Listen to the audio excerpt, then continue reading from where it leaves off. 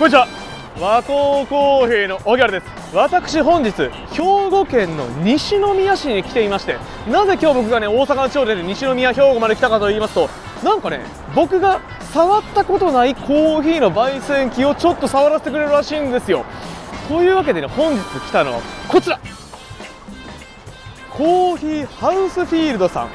皆さんね、こちらのピンと来てない方もねいらっしゃると思うんですけども、ここ何かと言いますとね、その正体はあちら見て、これ株式会社 DCS。 こちらね、僕がいつもコーヒー豆の仕入れの動画を出している時にお世話になっている会社さんなんですけども、その時いつも僕の動画に出ていただいている、新座辰巳さん、今日はよろしくお願いします。よろしくお願いします。あれでしょ、焙煎機触らせてくれるんでしょ。もちろんです。 DCS さんの焙煎機といえば、その名をちょっと教えてください。ローリングスマートロースターを。ローリングスマートロースター、もう今正直憧れっちゃ憧れの焙煎機。僕も普段プロバットを使っていますけど、まあいつか使ってみたいと思っている焙煎機。しかも今納期が何ヶ月待ちでしたっけ。そうですね、もう1年以上かかっちゃうですよね。この前なんか14ヶ月待ちとか言ってましたけど、そうってぐらいめちゃめちゃ人気な焙煎機があるんですけども、それをちょっと今日はねデモ機をちょっと触らせていただけるということでワクワクしております。そこでね、私、本日持ってきました生豆、コロンビアスプレモスペシャリティコーヒーではなくて、いつも僕が普段焼いているコモディティコーヒーというものをね、持ってきました。これをちょっと焼かせていただいてね、で僕が焼いてきたプロバットで焼いてきたねコロンビアスプレモ機能焙煎もございます。最後にこれを焙煎して、そのスマートロースターの、まあその14ヶ月待ちの人気の理由などをちょっと探らせていただいたらとね思います。あと僕もねここに来るの初めてなんですよ。この DCS さんの株式会社 DCS さんって上が会社でこう1階がカフェになってるんですよね。そうですね、4階建ての建物で、はいはいはい、1階がカフェと、あとあっちにショールーム、マシンのショールーム、エスプレッソマシンとかグラインダーのショールームがあって、はいはい、2階が焙煎ルームで、3階がオフィス、はいはい、4階がカッピングルームとセミナー室が。なるほど、もう1から4階まで全てコーヒー関連のものが詰まっているということで、今日はねここにお邪魔してこようと思います。参りましょう参りましょう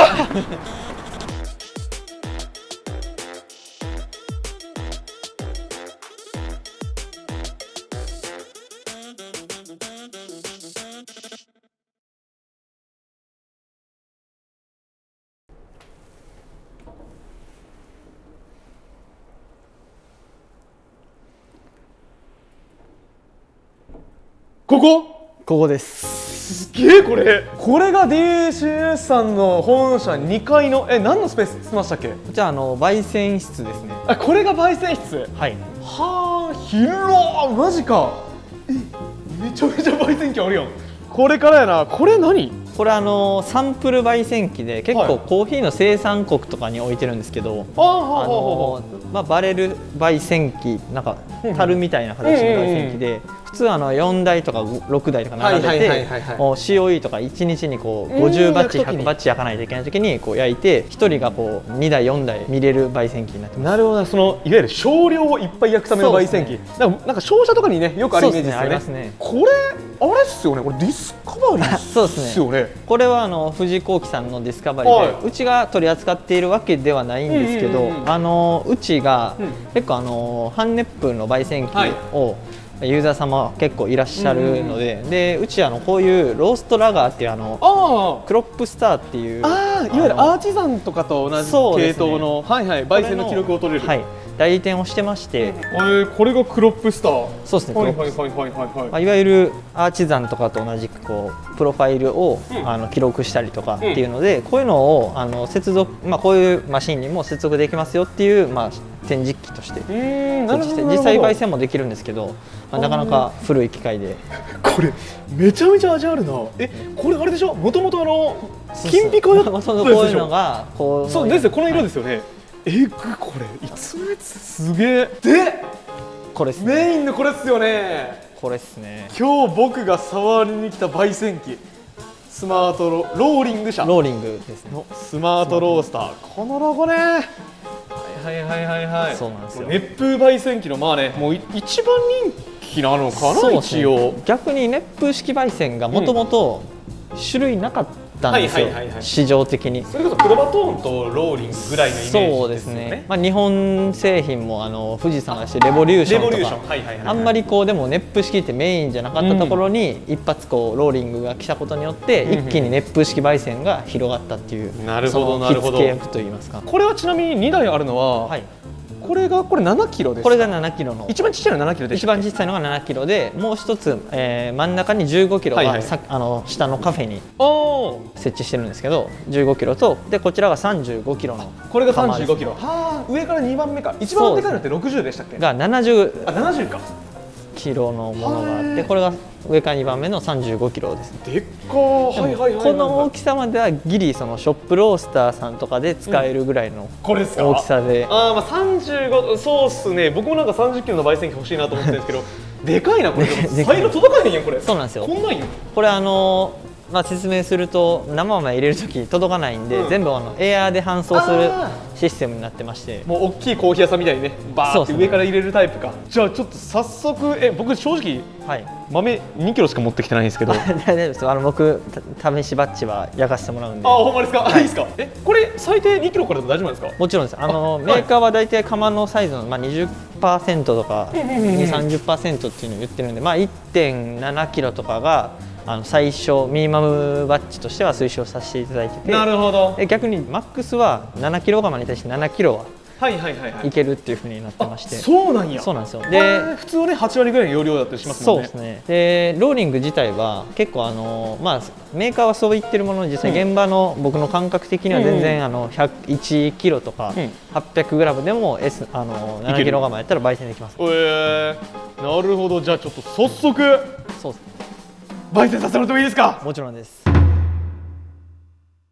じゃあちょっとご指示願います。 OK です。じゃあまずちょっと焙煎機の説明簡単にさせていただいてよろしいですか。通常の使われているプロバットの UG22、焙煎機とかっていわゆる半熱風式焙煎のドラムに直接火を当てながら中の空気の流れっていうのをコントロールして焙煎するっていうやり方。回るものがあって下から熱源当ててここから空気も送り込むっていう。で考え方一回ちょっと取っ払っていただいて、かしこまり。ローリングはまずもちろん中に焙煎釜があるんですけど、バーナーが外についてるんですよ。バーナーが外？これがバーナーです。メインバーナーです。なるほど。なんでここで火を炊いて、ここで、空気を温めるんですね。でその温めた空気を中に通して中のこの焙煎釜の中に熱風を送り込む。でその出た熱風を中に通して、さらに外に出していってまたこのバーナーの方に熱風を戻してくるんですよ。ただ焙煎機の中を通ると煙が出るじゃないですか。その煙をもう一回メインバーナーで焼き切るんですよ。なのでアフターバーナーがないんですよ。難しいな。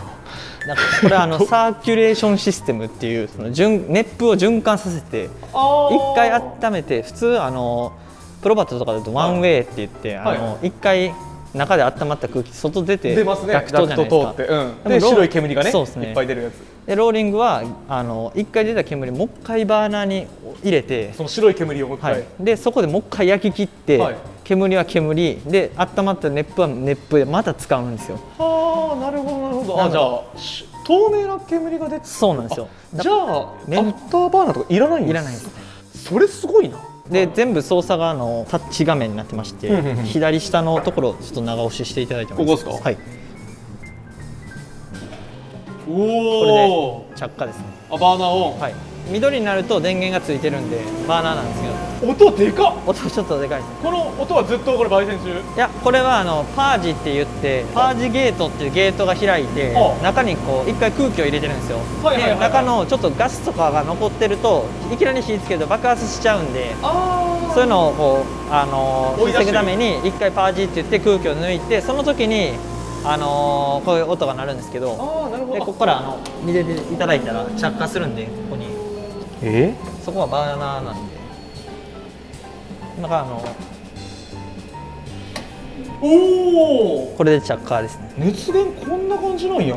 これで熱風を起こして、はいはいはいはいはいはいはい。でこれでちょっと操作盤の方にまた戻っていただくと今、火がついてる状態で、基本的に、操作っていうのはこのバーナー圧力を変えるだけで、焙煎ができるんですよ。いわゆるガス圧か。そうですね。今ゼロになってるんですけど、で今ビーンテンプいわゆる豆温度が、55度、窯内がだいたい60度ぐらいになってる状態で、暖気中は一応マックスが250まで設定してるんで、ここに行くと勝手に下がってくれるんですよ。でミニマムが200なんで、200になるとまた上がってくれるみたいな。ここの値で止めておけるんか、温度。なるほど。で一旦ちょっと温めるためにじゃあ一気に100%までここを押すかここを押して数字を入れてもらうとそのガスに一回ちょっと温めるために100にします。もう全力で温めちゃっていいんですか？大丈夫です。そうなんや。ローリングの特徴として、全てこのステンレスボディでできてるんですね。中もステンレスの窯になってまして、なんで通常の焙煎機に比べて蓄熱がほとんどないんですよ。なるほど。鋳物とかああいう窯。そうなんです。プロバットとかって1時間暖気しないと使えない。とか40分、40、50分はしますね。でもこれは暖気時間でいうともう本当に中空気が温まればもう全然使えるんで。なるほど。これ鉄がキンキンに温まる必要がそこまでないっていうことなのか。そうなんですよ。なので言い換えると外気とかの影響も受けにくいんですよ。なるほどなるほど。そうかそうか。寒い地域とか寒い日とかでも暑い日でも中の状態っていうのはかなりこう一定に保たれるんで、その再現性がいわゆるスペシャルティーコーヒーの再現性とこうマッチしてリンクするからっていうので人気になったのか。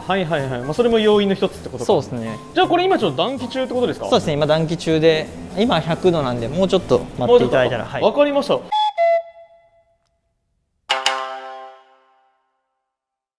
すごい。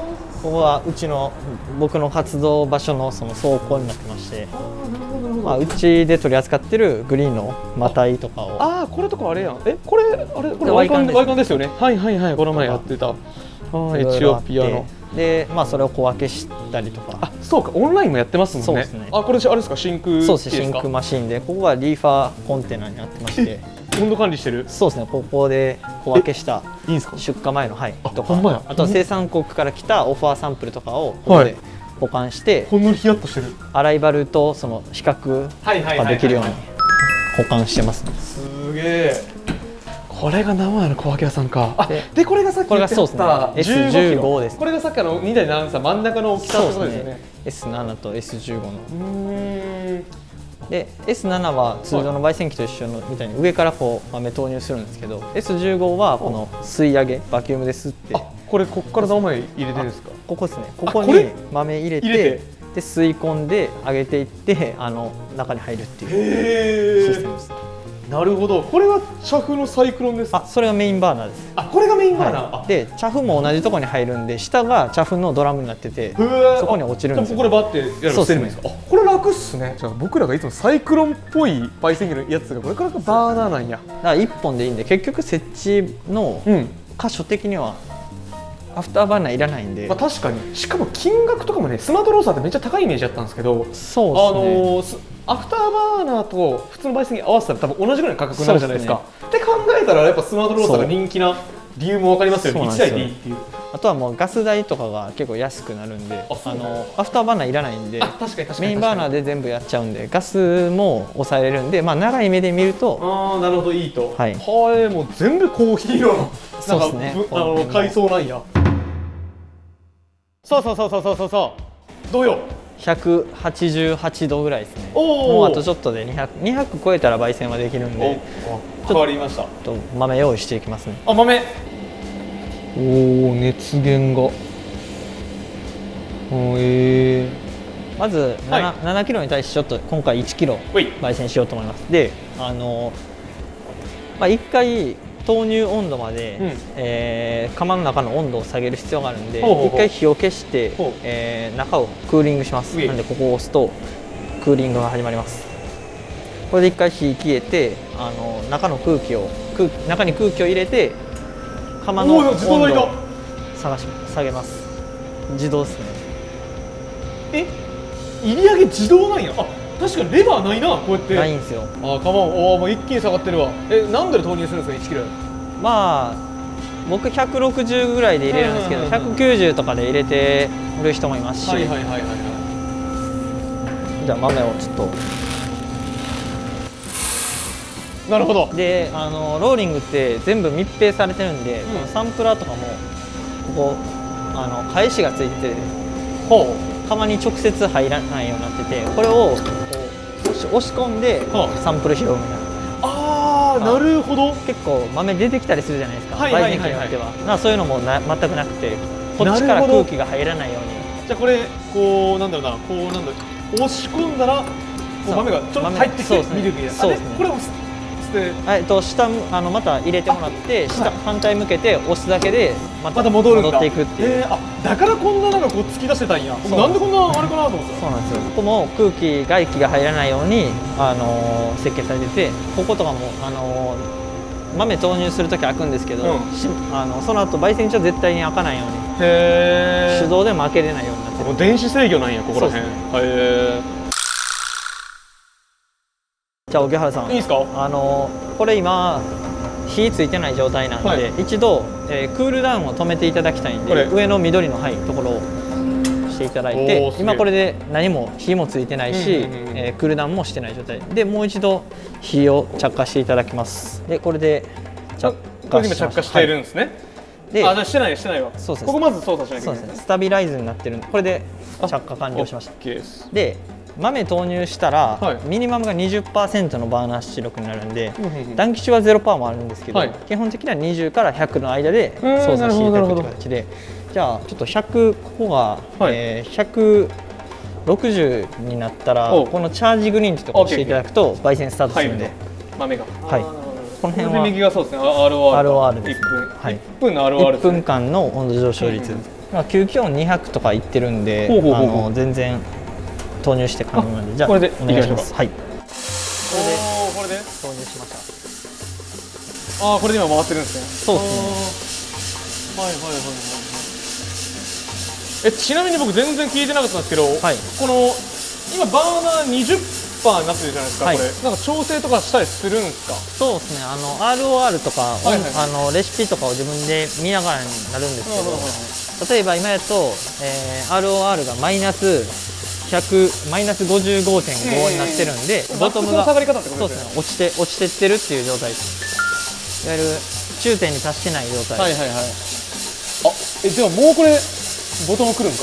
あ、来た。ボトム来てたな。来てますね。62度とかで来てるんだ。ここからはもう自由に変えていただいて。あれだな、スモークロースターの温度で何度で上げるかわかんないな。とりあえず一発目はなんか普通の焙煎をちょっとお願いしたいんですけど。じゃあ僕のちょっとレシピやってもいいですか？一旦ちょっと60まで上げます。一旦60まで上げます。なんていうか変化とかはまあ1ハゼが何分あるとかそういう感じは半端はない。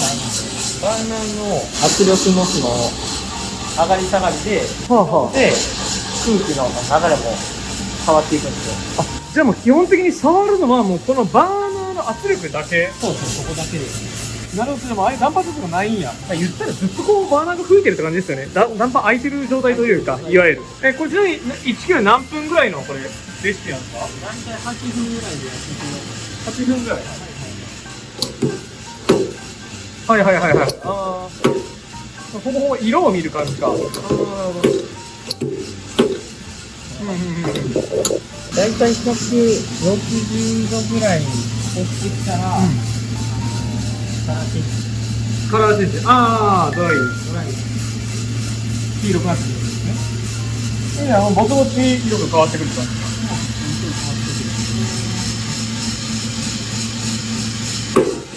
165。ああ、まあ、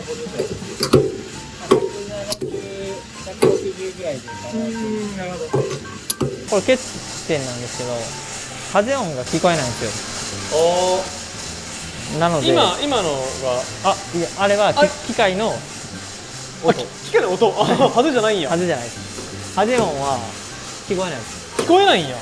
豆を見てもらうしかなくて。まあプラスでも ROR 度分かりますよね。ROR 下がってきたら1ハゼの起こり気化熱のね。でも1ハゼ202度とか3度ぐらいですか？そうですね。多分もう外れてると思うんで、煙の出方とわずかな豆のこう豆やっぱここで弾いたりするんで。